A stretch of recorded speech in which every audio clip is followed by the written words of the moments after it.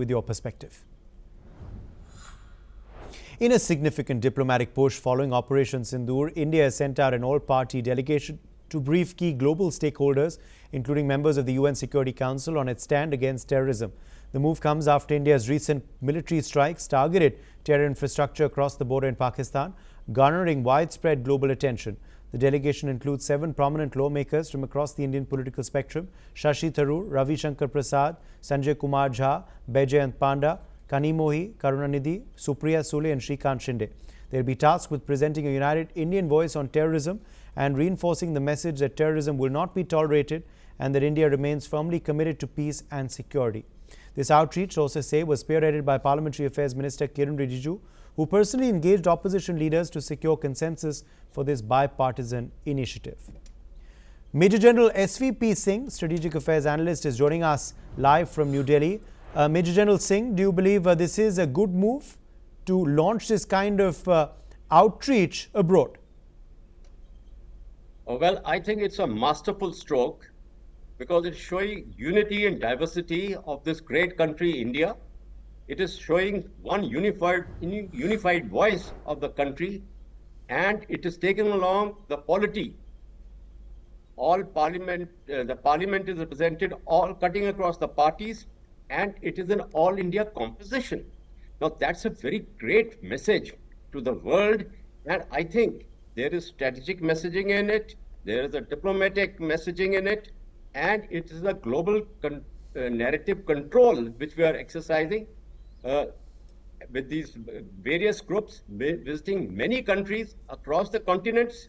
I think it's a masterful move, and it should pay dividends for the countries to understand India and its motives and its aims.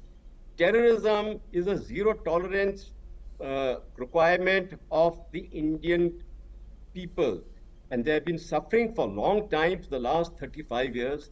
I can narrate as many incidents. We start from Parliament, we start from Mumbai, 2008, Pulwama, Uri, Pathankot, and now Pahalgam has really upstaged the conscience of our nation, the culture, civilization aspect. So I think this organization which is going to visit, it's going to pay great dividends, because there is going to be evidence which is going to be presented to them. It's going to be meeting the country's legislatures, the think tanks, and the likes, who would understand India better. Yes, and it would also be an opportunity, Major General Singh, to counter Pakistan's propaganda, to counter the lies that they've tried to spread through this entire operation to the world at large. Absolutely. You see, Pakistan has been a master in propaganda warfare, misinformation, disinformation. They have been masters at it. And today, we are snatching this opportunity of presenting the truth. It's a truth mission, I would say. And that is where Pakistan, let us see, whom can they send? Do they have an opposition to send? Or do they will send the military dictators to present their case? Or at best, they could be their ambassadors or sitting there. Can they present their case? Or maybe the diaspora they'll make use of, which India has got in abundance. So our strength, actually, we have exploited our strength, our constitutional democracy. We are representing they are going to represent the country cutting across all party lines, which is a great thing. And, you know, we have covered this. Now, Sindoor is not a territorial aggression on Pakistan. That's another message which we are going to give. It is a message to try and wipe out terrorism from which India has been bleeding. Now, that's a very major message. India doesn't seek territorial aggression. And East Pakistan, now Bangladesh, was a great example. So whatever may be happening in Bangladesh today is a different matter. So I think that is very good. And then we will be able to, I feel, this team will be able to build a consensus in the countries itself. You see, look, now if you take the United States, the dehyphenation of India, Pakistan in this 72, 96 hours campaign, war, whatever you want to call, has to be removed. They have to see the light of where this comprehensive strategic partnership Indo-US is moving, in which direction, which also has been on for the last 35 years. It has not come about overnight. So we have to take forward, and the countries have to understand this messaging very correctly.